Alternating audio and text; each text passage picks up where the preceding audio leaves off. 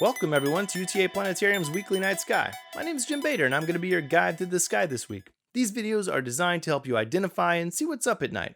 Please feel free to follow along with the real sky, or if that's not an option, you can download an application similar to the one we're using to make this video. I can recommend Stellarium as a great place to start. Stellarium is a free software that's available for both computers and mobile devices. So, whether using a laptop, tablet, or cell phone, you can still follow along. Look for a link in the description. For the past two episodes, we've discussed different constellations located near and around the zenith. When we discussed the zodiac constellations, we used the plane of the solar system, Virgo, and Leo to find the constellation of Gemini. For this week's episode, we're going to hop from star to star to find the constellations from those videos. Star hopping is a technique and a game that you can play with your friends and family to identify different constellations in the sky at any time of the year.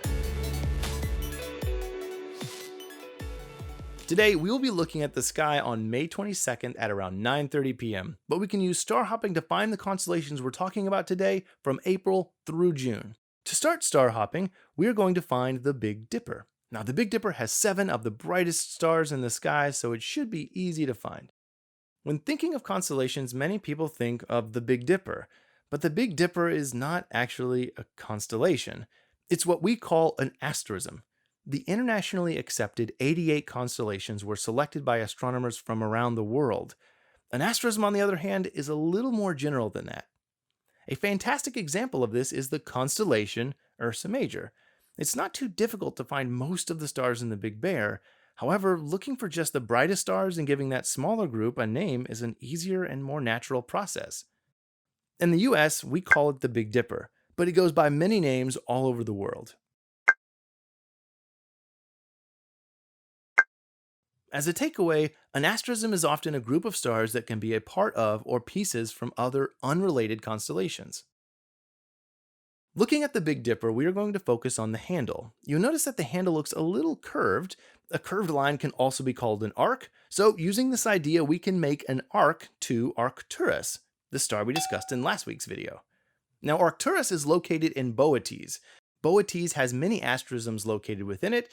Since it's getting a little hotter outside, we can always cool down with some ice cream. Or even go in your backyard and fly a kite. We could also picture a spike.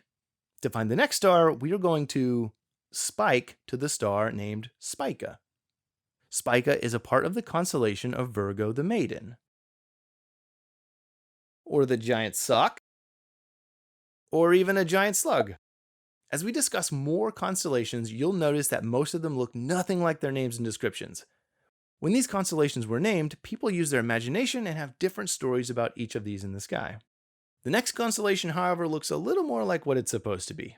From Virgo, we are going to leap to the constellation of Leo. Leo is commonly found by looking for this group of stars, or asterism that slightly resembles a backwards question mark, or a sickle. When you connect the lines in this constellation, it may remind you of a sphinx. Previously, we talked about the zenith. When you're looking outside to find the constellations, you'll notice that you're actually looking at and around the zenith. The Big Dipper, or Ursa Major, Boötes, Virgo, and Leo are all in the same neighborhood and actually make a little square at the top of the sky. When it comes to our night sky, you can see it however you like.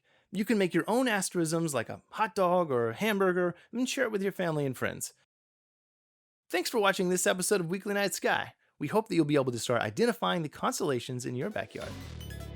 Don't forget to like and subscribe for more ways of learning your backyard sky. Until next Friday, UTA Planetarium wishes you clear skies.